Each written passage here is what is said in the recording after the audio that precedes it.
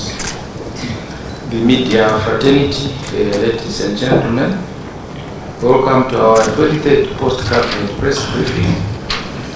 To lead us in our discussion today, let me invite the chairperson of the post-cabinet press briefing,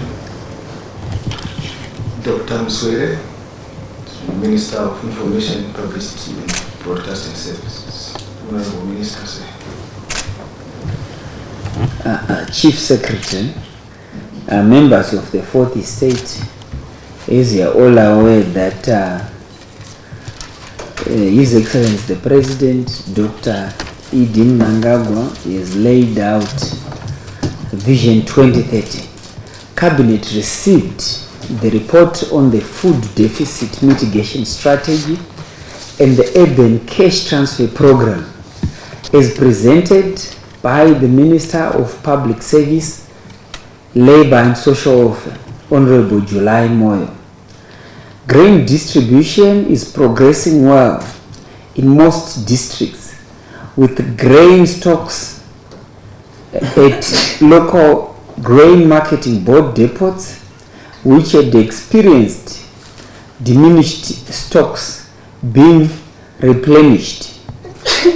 During the period 16 to 24th of July 2024, a total of 14,364 metric tons of grain was distributed, bringing the cumulative total for the months May to June 2024 to 101,170 metric tons, out of an expected 138,000 metric tons. Under the Urban Cash for Cereal program, training for both officials and community child care workers has commenced. Meanwhile, registration of beneficiaries is expected to be complete by the end of July 2024, which paves way for the commencement of cash disbursements in August 2024. Government has also approved its final implementation plan, as well as the plans for the replica partners, the World Food Programme and the START network, in line with the requirements of the tripartite Memorandum of Understanding signed between the three parties.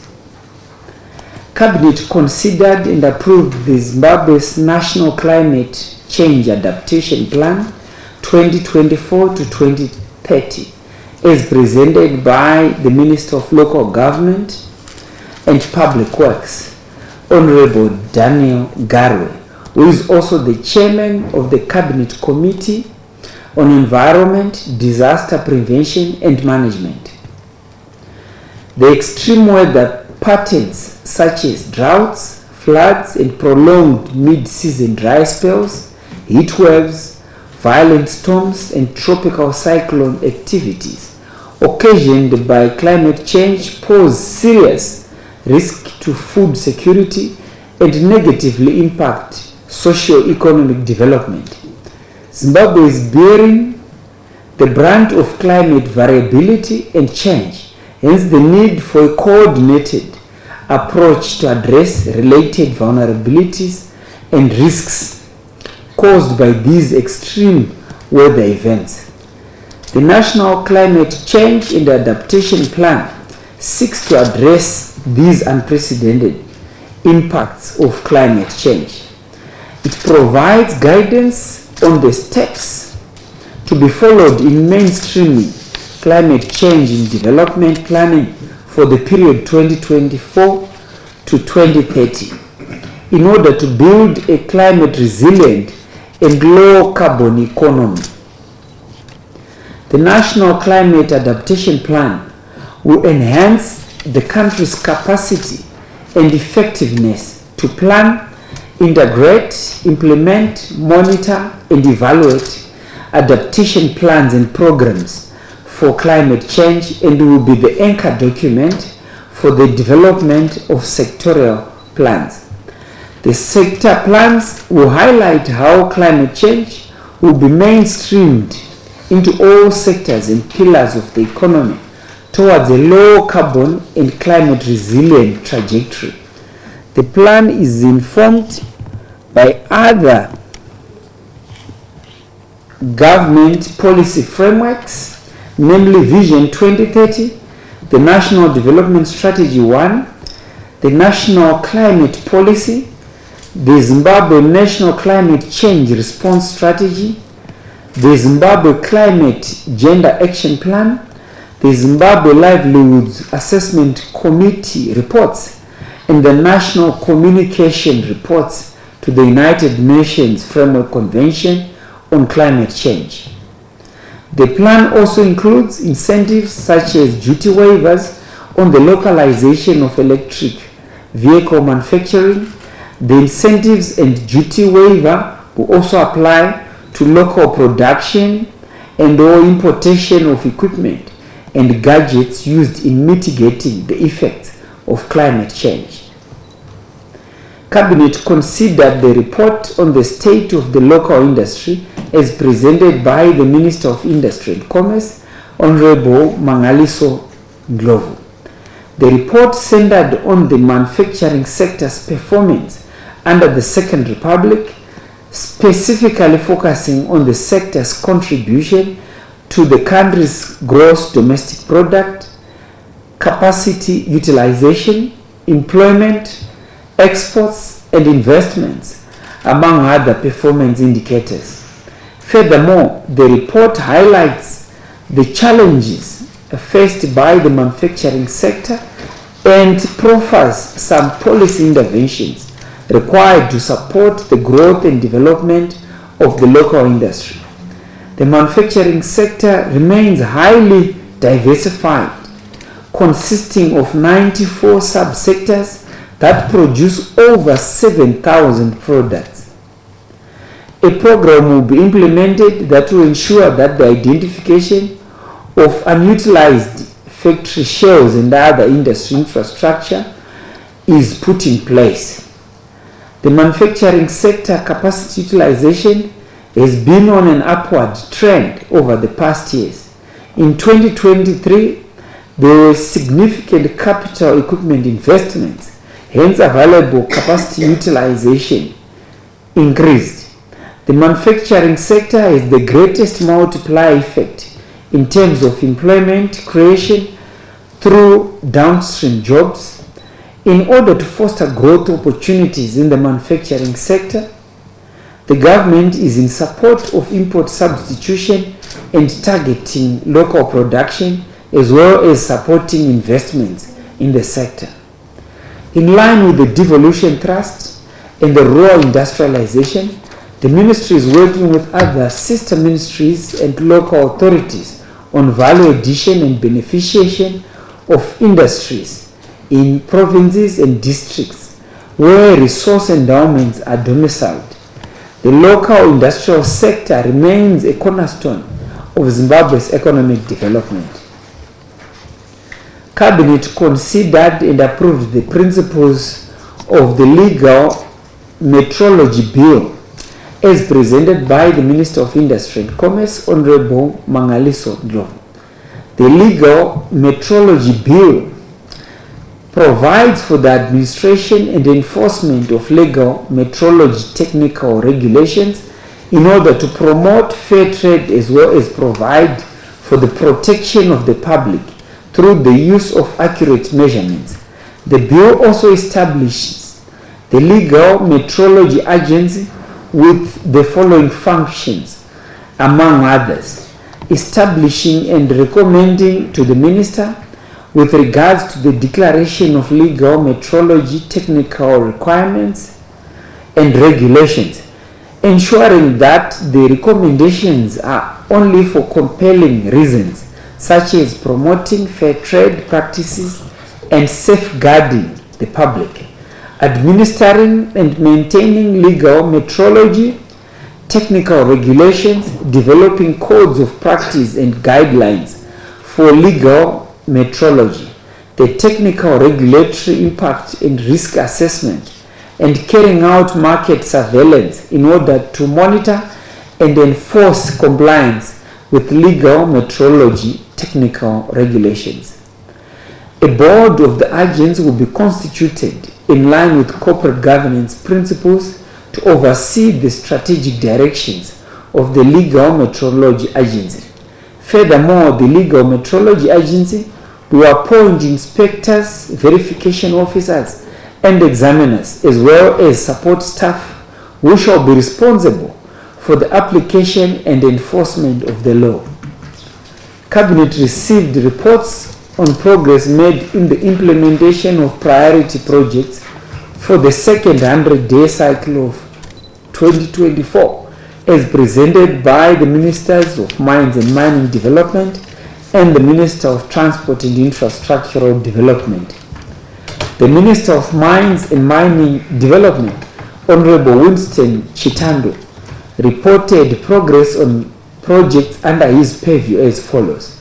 The construction of the concentrator plant at Karoo Platinum Mine in Mashonaland West is at 39% in terms of completion. The construction of the carbon steel plant in Mashonaland East Midlands provinces, Chivhayo and Mbudzi is 100% complete. The construction of the coke oven battery, Phase 4 at Dinson Colliery coke oven battery in Wange Matebeleland North Province is now complete. The capacity of Phase 4 coke oven battery is 20,000 tons per annum.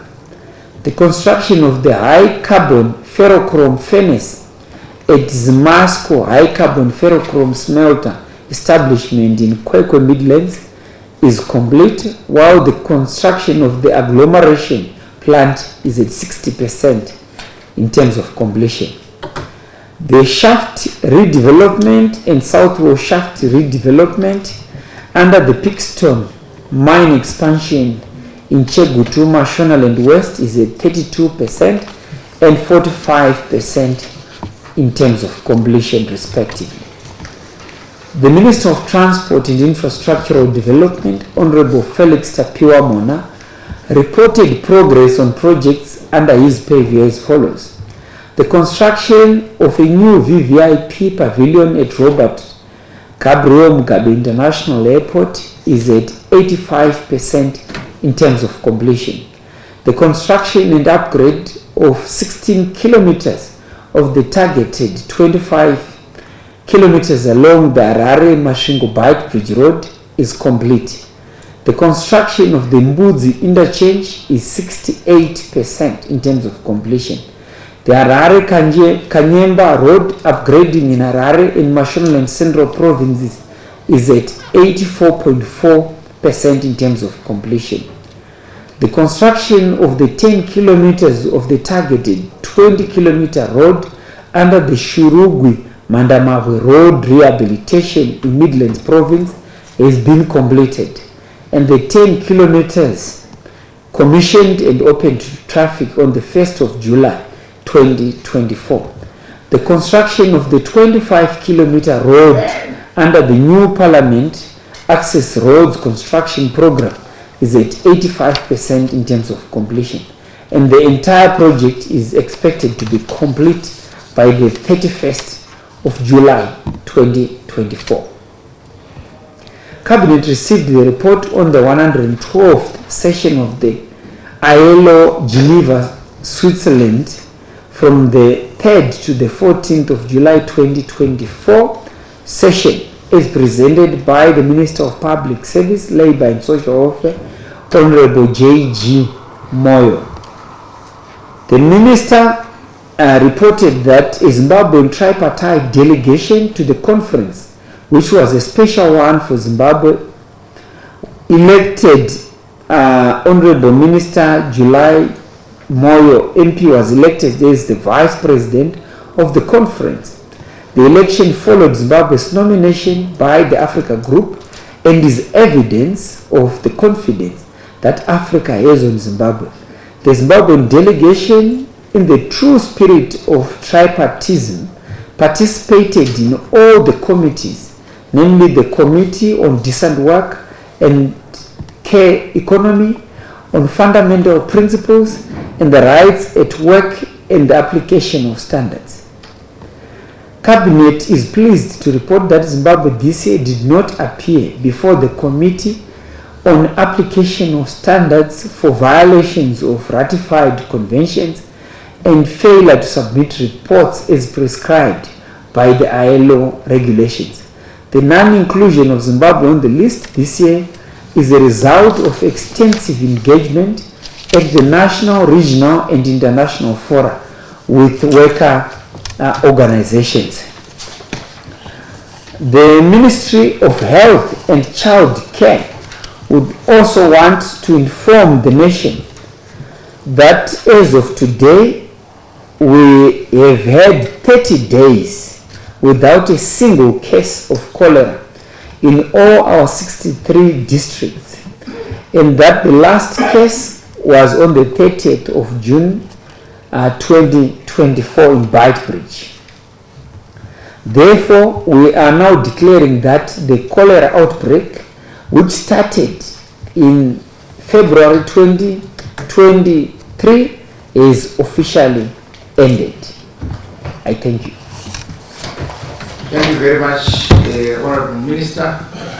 The first set of 3 questions, then we'll ask the relevant minister to respond to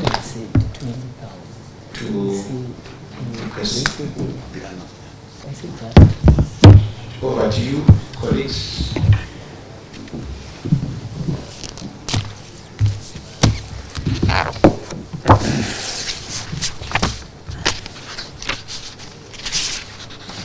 Yes.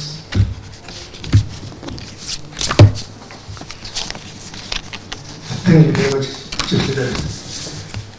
My question is directed to the Minister of Industry, particularly on the state of the manufacturing industry, where it is reported that there's a rise of capacity utilization of that sector. The question is, how do you foresee or how do you reconcile that with the Zimstat observation for 2024 that insufficient demands, cash flow difficulties, and more importantly, subdued power generation is weighing down on capacity utilization of the manufacturing sector? I thank you. Thank you very much. The next question. Yes. I would want to know from the Minister of Health what the end of the cholera campaign means. What does it entail?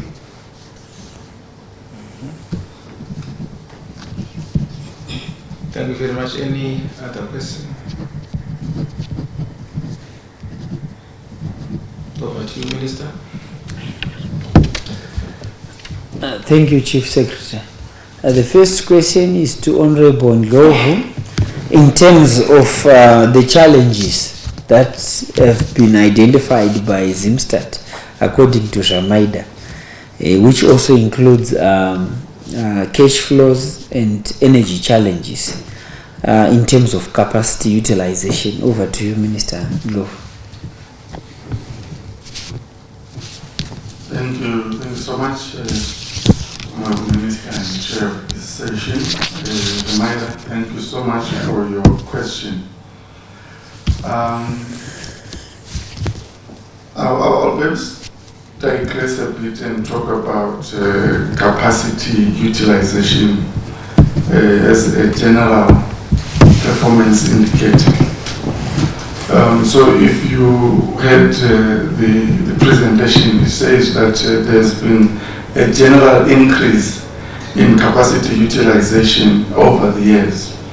That said, we had a slight drop in capacity utilization if you followed the CZI report from around 56% in the report presented last year to 53% in the report, the marketing survey report that was presented this year. But what is capacity utilization? Capacity utilization is your ability to use or occupy the space that you have. So a complete story will have to also include the increase in capacity that has been happening over the years. In the last 3 years alone, the manufacturing sector has invested more than $740 million into retooling. So you would expect that capacity has increased quite substantially. And to see that marginal drop in utilization tells you that output is actually going up. Zimstats are just highlighting flags, issues that need to be taken on board, which are mainly from the enablers perspective, that these are critical enablers for the manufacturing sector to remain afloat. So we will be, in the next few weeks, also making public our industrialization, reconstruction and growth plan, which is looking at some of the strategies to stabilize and grow our manufacturing sector, creating closer linkages with the agricultural sector as well as with the mining sectors, which I'm sure you know have been doing very well in the last 6 years or so. So it is really to focus a lot more on our value addition. So we are very optimistic that with the measures that are there, the capacity utilization will continue to increase. And we know that as government, more effort is being put to stabilize our currency. And I have always said that we need our domestic currency to work. Private sector, government, we need to put our efforts to stabilizing our local currency. That is the only way industry will grow and perform well in the region. Chairman, thank you. For that question. It's very important that you ask that question, because a lot of people might just relax and say the cholera is over, therefore forget about it. What it means really is to see the interventions that we undertook as ministry, as government, as a society. Those interventions have yielded results that we wanted. That is to make sure that we suppress the cholera. There are other issues that we have to continue working on, because the bug is still in the community. It's always there. Cholera is about basic hygiene and sanitation.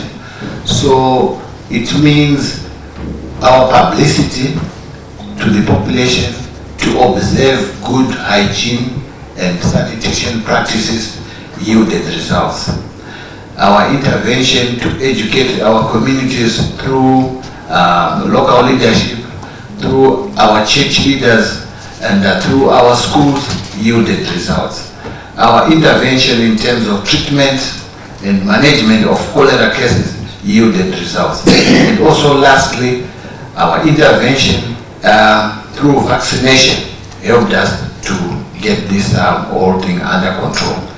But we still have challenges of water and sanitation in some areas.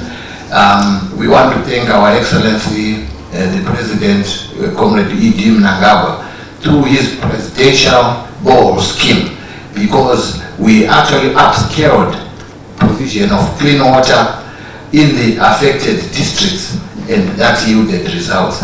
So we actually urge our population to continue with good hygiene and sanitation practices.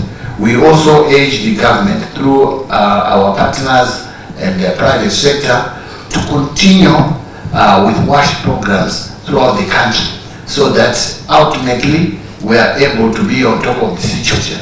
I think you also know that the government is working on provision of safe water to Harare through construction of the other dams to augment water supply. And we urge the city of Harare to clean or keep the city clean, continue removing garbage so that we have a clean environment. And by doing that, then we are completely safe from cholera. So as it is, we urge people to continue with good hygiene and sanitation practices. I thank you. Thank you so much, Honorable Chair, and let me thank my sister, Dorcas, for that very important question pertaining to the completion of Mbudzi interchange. You are very right. According to schedule, we're supposed to complete maybe around July, but last we've seen that with some court cases pertaining to compensation issues that are sub judice, and that actually delayed the contractor in actually completing the project on time. But I'm glad to say after the court cases, we are also seized as a ministry to do further interrogation of property owners, where we to validate all the title deeds, and that exercise is done. And now we've compensated 50%, and we are moving with speed to complete those who are remaining. And you see accelerated development of the project, but as we speak, we are also there 24/7, the interchange. And out of the 15 bridges, we are done with 11 bridges, and I'm happy that in 2 weeks' time we'll be opening one of the loop roads from Masvingo as you go towards north into Glenora towards Chambati, where we are also dualizing that section. So we'll have easy flow of traffic from Masvingo, where they don't need to use the detour towards waterfalls. So I can say there's tremendous progress, and we hope to complete this by end of year. We should be having a functional interchange, and we are running with speed as a ministry. And I also want to thank my brother Jamaida with that very important question, but I always relate it socially to say to a pregnant woman, the 9 months will be quite a tough time, where at times the baby will be kicking from all angles and you won't be sleeping. But you know that there is joy that comes after the 9th month or even after the 7th month, where you deliver. And surely even the appetite won't be having the appetite during those 9 months. Similarly, I can take it to the people of Zimbabwe, that our roads were neglected for years, but one to thank His Excellency, our great leader, Comrade Dr. Mnangagwa, who said we cannot continue watching our roads deteriorating, hence we have to take a robust road infrastructure development program, which we are partaking as a ministry. And we've seen that all over, even the great city. We are there not necessarily targeting the new city, but also other locations where we live. So this is an exercise that I really appeal again to the people of Zimbabwe to kindly bear with the ministry, to say yes, the inconvenience in terms of the production time, but you know that after the opening of the roads, you also enjoy and save on your vehicles again. Because before the rehabilitation, people were talking of space, tires, and now we are assist with the road infrastructure development, they are talking of time. This actually tells you that as human beings, our wants are insatiable. And I'm happy that after this exercise, people would see the greater picture, the greater good of us partaking into that exercise. And also the culture. You highlighted that maybe we also need to prioritize our working time. We have been working 24/7. And to us, this is something that is new in the industry, where we know at 5 people will be knocking off. But we are continuing that kind of work ethic, where you see contractors engaging in road rehabilitation 24/7. I thank you.